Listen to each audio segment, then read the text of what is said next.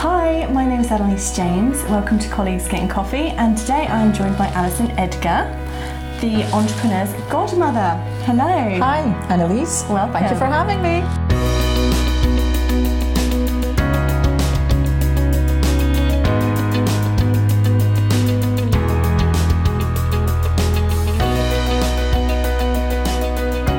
So today, a little spoiler alert, I've been on a workshop by Alison and it was amazing. So we did sales and colours and the journey and the process and the strategy. Literally mind-blowing. So thank you so much for that. Oh, you're welcome. Thank you for coming. Yeah, brilliant. So tell me a little bit more about you. What do you do? So I am the Entrepreneur's Godmother, and what I do is I work with startups, micro businesses and sales teams to teach them how to sell their fantastic products and services, because ultimately if they don't sell, they don't have a business. But if they can sell, well, you know, if you can sell, you can do anything. So having worked in corporate for over 20 years and having had the business for the last, I think it's 6 years, I've just honed the skills that can help to teach people, and touch wood, I've had some amazing results with my clients. Because a lot of people, particularly micro and SME, are quite scared to sell. It's quite an unknown quantity for them, isn't it? Oh yeah, for sure. And I think a lot of small businesses and startups don't know the difference between sales and marketing. And what they do is they think that, you know, having a website or sending an email or doing social media is sales, and it's actually not. It's actually marketing and brand awareness. And it's the next steps really of how you have the interaction either by phone or face to face or by Skype that is really the sales part of the journey. And a lot of people struggle with confidence in that because they've never been trained. So you do a variety of different workshops, but you also do one-to-one, don't you? Yeah, so for the teams, so under my other brand, which is Sales Coaching Solutions, I work with teams, and I'll go on site, or I'll go out on field accompaniment with them, or I'll spend a lot of time. But for the Entrepreneur's Godmother side, we do either live courses that you've done today, which has been great. I loved it. And we do online courses, and we also do coaching packages. So the learning really is done online, and then the strategy with me is done on a one-to-one. I've got a really quirky head for sales, so I really help people to really put the strategy together to make sure they're making money in their business. So what would you say are the most common things you see in SME and micro businesses? What are the biggest faux pas that they're doing in terms of sales? Either they're not doing any because they hide behind marketing, or another thing is they sell too soon. So again, you know, coming from corporate, you're sales trained pretty much every day, but a lot of people who start businesses don't really come from a business background, and what they do is they think sales is seeing somebody and go, buy my product, here's my card, here's my brochure, and talking all about, and I do this and I do that, and they haven't really engaged with the customer or the person they're talking to. So sales is really weird because you'd think that it was talking about yourself, but it's not. It's about getting the other person to talk, and then, you know, really just matching. It's like, you know, it's like Snap, like you play at cards, somebody needs what you sell and you sell what they need, bango. But again, a lot of people, you know, you're not going to sell to everyone. It's really just about finding the needs of the client and then matching what you sell. Yeah, and I think also it's kind of about finding your very specific niche. And those people and what they then specifically want. Because I think you said today about the 80-20 rule, about kind of listening for 80% and then talking for 20% and then matching that 20% to what people actually need. Just selling the benefits of what they need. I love like a formula. Benefits stuff. I was like, what did I have? A tripod selfie stick. I was like, right, it has 3 legs. I don't have to touch the camera. I loved it. Could have been worse. You could have had the egg separator. I loved it. I think the moral of all that story is features tell, benefits sell. It's only what's in it for the customer is what they'll buy. Yeah, absolutely. Amazing. So you actually have a book. I do. Secrets of Successful Sales. And this is my one, and I even have it inscribed, which is very exciting. So you've just honed all of those skills into this book, so people can buy this and basically they've got the opportunity to implement that. There are people, I mean, I think the book for me, I think gobsmacked is the only way that I can describe the popularity of the book, because I'm dyslexic, so writing for me was something, and again I think this feeds into sales, that I always thought that I couldn't write, I can't do that. And I had a team that worked for me, and they would do the blogs and they would do the this and they would do that, and I got, oh, that's fine, because I can't do that because you know, I can't write, I'm dyslexic. And I kind of used it as a crutch really to not put myself out. And one day I thought, hang on, who tells me that I can't write? Only me is telling me that I can't write. I can do whatever I want. You know? So I wrote a blog on the difference between sales and marketing in golf, and it was so, I mean, it was probably full of grammar errors, but it was so well received, and I thought, well, that really gave me confidence to carry on. So I'd written a lot of blogs, and then I thought, well, it's time now for a book. And I put 1st of January 2017, I thought, well, that's it. I am now going to put together a book. I will create a book in a year, and I did. It was ready to go out back to the editor on the 1st of January 18. So, but it's just been so well received. Literally, people love it. They're using. I had a meeting yesterday in London with a girl who I know through events, and she turned up with a book, and literally the whole book is highlighter pen. Oh my god! So she's like, oh, that's the pink bit, that's the yellow bit, and that's how I know what to say. And I haven't. It was like a textbook, and I'm like, that's my book. Literally, it makes me emotional just thinking about it. And that's the proof of having something useful, actually. People are actually reading it, they're highlighting it, they're implementing it, and they're seeing results. Yeah, really. And I think for me, the thing that's so important there is they're seeing results. I mean, people are literally taking the methodology, and the number of places I'll go, if somebody knows I'm going to be there, and they'll come up literally with their little book and go, I did this, I did that, and I did this, and I did that.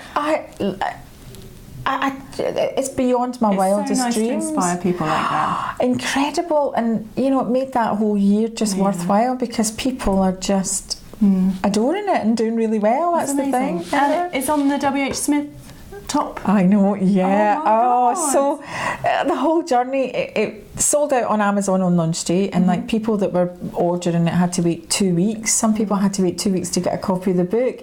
Demand. Well, again, you know, it's literally that oversubscribed model. It's been really, really popular, and then I really, really wanted it in WH Smith's, and I could see it. You know, I'm not a manifestation and abundance kind of person, but I do visualise things, and I think, right, well, that's the strategy. I'm going to go for it. And it hit WH Smith's yesterday, so I was in Euston, and it's number 10 in the business charts. Amazing. Literally, you know, I left school at 16. I'm dyslexic. I put together a book. I put a lot of effort in, so just the fact that was a really, you know, I can't believe it. So do you recommend, because I went to a sales training thing in London a while ago, and they were talking about content and putting content out there, and actually specifically writing a book. So would you say that writing the book was a real secret to success for you?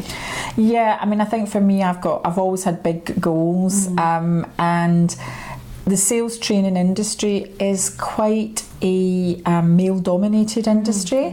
So I think you always look for your niche, always look what's your differentiator, and I think for me, being a woman in a really male-dominated industry is a USP. So I definitely think that the book, you know, at this stage of the game, you don't make much money from the book, so you can't say like, oh yeah, like, oh, it's put but to me, it's the longer term plan of it, and what's really weird, like I had a meeting yesterday and somebody said, but you're an author. Oh my god, get it on a name badge quick. Never, and I never ever wanted to be an author. I never really wanted to write a book. It just really kind of happened. It's just, but I'm really proud of it, and you know, now thinking about, oh, you know, maybe it's really odd. So I've got 2 children. So my oldest son is 17, and when he was 6 months old, I thought, oh, it's maybe time now to have another one. So there's like 17 months between my children. My book is now 6 months old, and I'm going, maybe time for another one. There's patterns here. Let's get it done again. It's like, let's just get it done and out the way. So, you know, you never say never. I love it. Second book on the way. Heard it here first. Wow, yeah, maybe. I love it. So actually going back to kind of talking about being a woman in sales, I think your brand is really strong, and I think it does a lot of the legwork for you as well. So like the pink. So is it true that pink is not your favourite colour? Oh, yes, it's true. It's not that I don't like it. I mean, there is a little backstory to it. And I was going to number 10 Downing Street, and I did the research on the groups that had been there before, and everyone was wearing a black coat, and it was December, right? So it was going to be cold, and I thought, well, there's no way I'm wearing a black coat. I'm going to stand out in that. There's me outside the black door. I'm not wearing a black coat. And I went to Debenhams just to get a coat, and the coat they had was this colour. And of course, then people started to refer to me as the pink lady because I had the pink coat and pink. And it does stand out, and especially, again, my USP has been a woman in business. If I'm there and there's like 100 men in black suits, you're going to, and now, over time, that's just, it's grown legs, and just everywhere I go, people recognise it. It's the blonde hair, and it's being fabulous, and it's being Scottish as well. So all of it, literally. And maximise everything, because we were talking a bit earlier about personal branding, and I think if you grow your personal brand, as long as you've got the authority and you're good at what you do, you can't just grow a personal brand and not be good at what you do. But if you, again, synonymous with good quality, good results, and a good brand, I think it's, again, secrets to successful sales. I think it's kind of like Richard Branson and Virgin, or Steve Jobs and Apple. Like, Steve Jobs is kind of known for being very, very hardcore about, he wanted the technical expertise and he wanted the quality, and that's exactly what Apple delivered. And it's the same with Richard Branson. You think about kind of luxury travel, but being quite personable. Definitely. Real customer service journey, and it's really interesting, the combination there. I think there's a real core, though. It's, again, having a business focus, drive, commitment. And I think, again, as well as a good brand and a good product, I do work my backside off. I work really hard, and that's why people think you're all over the place, because I kind of am. I'm in London, or I'm living off coffee right now. So, but what's really weird is I don't really drink that. I don't know how or where it comes from. I think it comes from the love of life, and I think I really value. I didn't start my business till I was 46, so to me, it's just adoring what I do. I don't ever feel it's a hardship, and I know, like, a lot of people talk about that in entrepreneurial. I don't feel like I'm working hard because I'm living my dream. I really do feel like I'm living. It's called flow, though, isn't it? Flow. So when you're in the zone and it feels right because you're doing something that really you love. And I never set an alarm. I never set an alarm. I usually wake up naturally about 5:30. Oh God! And every morning, literally every morning, I never set an alarm. So my days are so productive because I never set an alarm. I wake up and that's it. Bing, make sure my inbox is empty. Gives me time, really a bit of time with the family, really time to drive the business, and just and socialise at night time. I love wine too. Well, there you go. That's what we're going to do next. I love it. So tell me a bit about Buckingham Palace. So again, all these just amazing things happened, and I think this is probably one of the highlights of the company. So there used to be government funding called growth vouchers, and it was a department of a business and trade, and it never really flew. It just, the money was there. There was, I think it was something like £30 million in a pot, and nobody knew about it. So again, as part of my strategy, I really worked hard to get that message out. I ran roadshows across the southwest so that people knew, and I also met one of my clients at the roadshows, and he's Bath Boutique stays, so he's got luxury apartments in Bath, and one of them was Jane Austen's home. So again, great from a PR angle, and we'd had fantastic results. Literally, his results went through the roof when he started working with me. So again, I then contacted Department for Business Innovation and Skills. I went, like, this is a great case study, this is fab, this is, and again, they don't just say yes right away, pick up the phone, do all that. Really, really built it up, and he was picked. So he was the face of growth vouchers. So when you go in the M4 and come into London, there was like a massive billboard with his face on it. And we did like the adverts, like the for the website and things. So we were in the office one day, and this invite comes in from Buckingham Palace, and I'm like, thought it was a joke. Literally, what's that all about? And they had invited us for tea with the Queen for the Queen's Garden party. Oh my God. So literally, and I tell you, the weirdest thing is going past those gates. Literally, when everybody waits outside, and I'm like, and I'm like waving at everyone. I'm going in. So it was just outstanding, and you know, just all the things. It's just been so many priceless things, and you know, when you look at what your business turns over or the hours you do, I mean, sometimes I could make more money on the tills on Tesco's, you know, if you divide it in. But the things that I get to do, priceless. Yeah, amazing. Absolutely priceless. And you've only got one life and it's short, so you have to make the most of every single minute of it. Yeah, and I mean, you know, 40, 46, 47, people would maybe think, oh, I shouldn't do it. But actually, at any time, you can do it. Anytime. You don't have to hate your 9 to 5. And this is the thing for me, I quite often speak to people who are still working the 9 to 5, and I love being self-employed. And they're like, oh no, I can't leave it. And I'm like, just do it, and if you're doing something you love, it will most likely be successful. Do you know what? But I never ever wanted to start a business. It just kind of just like writing a book. I never wanted to write a book either. It just kind of happened, and it was because I had lost the passion for the work that I was doing. And I think passion is incredibly important, and I think that's one thing that I can always bring passion to the table, because I think, and that's one of the things, you know, I do touch wood. I've got loads of people that just adore what I do, and I think they love my enthusiasm and my passion. And again, a bit like yourself, you know, you've got that aura that people just want to be around, because people just like resonate towards you, and it's lovely because you feel really inspired by it, don't you? You're so, like, oh, it's lovely. See, right back at you. Hey. So without a spoiler alert, what would you share from today's workshop that we did? Because I would quite like it if we could talk a little bit about one of the elements we talked about today. So maybe the colours or something along those lines. Do you know, the behaviours is so the methodology incorporates behaviours, incorporates process, strategy and confidence. And of all the things I do, I think the thing that people love the most are the behaviours.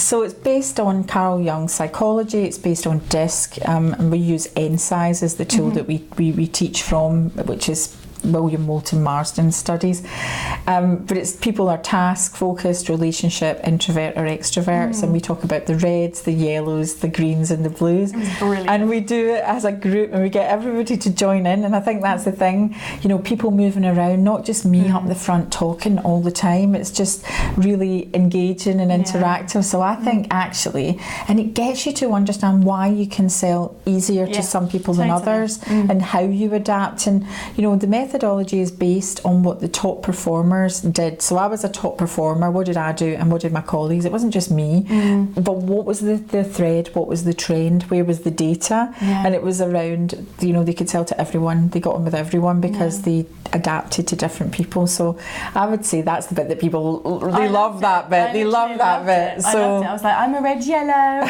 and I don't get on with blues. And I was like, that is so true. In every example, like people who are super data orientated and need really lengthy emails or send me really lengthy emails, I'm like, I've not got time for this, like please just get to the point. Yeah. Do you know what I do if it is somebody, again, obviously if it's one of my customers, I adapt, but if it's somebody that's trying to engage with me or sell me something, I'll go, please can you resend that in bullet points? Because I just can't, again with the dyslexia, it just doesn't help me to get to the point that please can you just in future, you know, salient points is what we're after. Salient points. We know, we just need to know what's going on. But then useful actually to then describe it more, because I know I can be quite succinct. So actually describing more for people is also super useful. I didn't think about that. It's too self-orientated, you see, too red. All about you.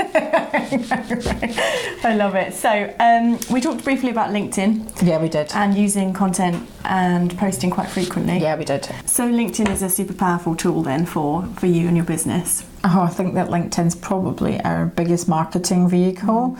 So we spend a lot of time not just posting. I think it's really important that you engage with people when you connect. Like you can, you know, I've got something like 14,000, so it's hard to send everybody a private message, but I really do my best, which is why I start on that so early in the morning. Get up really crack of dawn on LinkedIn, get it sorted. I love it.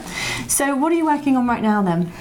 So we are just rebranding Sales Coaching Solutions, which is the team side of the business. The underlying message of everything is when it's delivered correctly, sales and customer service is exactly the same thing. Yeah, because you said that, didn't you, in your circling? Yeah, it is exactly the same. And I think one of the slides that we bring up is the Spice Girls, and two become one when it's delivered correctly. So we're working on rebranding Sales Coaching Solutions to make it a wee bit more updated. It's not been done for a while. And then maybe writing another book, maybe not. And then some international stuff. So I've got some overseas work which is lined up, and hopefully we'll be doing that end of this year, beginning of next year. Amazing. Final question. Yes. Quick question. 3 takeaways for you to help people be more successful in sales. What would they be? That's for me quite easy. You get 2 ears and 1 mouth. Use them in that order. Listen. Don't necessarily talk. I also think good questioning techniques is imperative. So many people don't ask the right questions, and they think, oh, I can't close. They haven't actually opened. So I think that's another great takeaway. And I think it's really adaptation of your behaviours. As we talked about before, it's really important that you adapt to different types of people. Yes, making sure you write detailed things for the blues. Yeah, those blues. Those blues.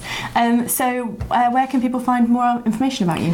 So best place is www.alison with 1 L dot. No, it's not. No, don't do that. It's www.alison with 1 L edgar.com. That's ALISONEDGR.com. Or if you just Google me, I've got about 4 pages of me that comes up. So just Google me, Alison Edgar. And if you're not sure who she is, she's the lady in pink. In the back, always on the pink. Always. Branding. Powerful. Love it. Thank you so much for joining me. You're welcome. And let's go and get a cocktail. Let's do cocktails. Yay! Ching, ching.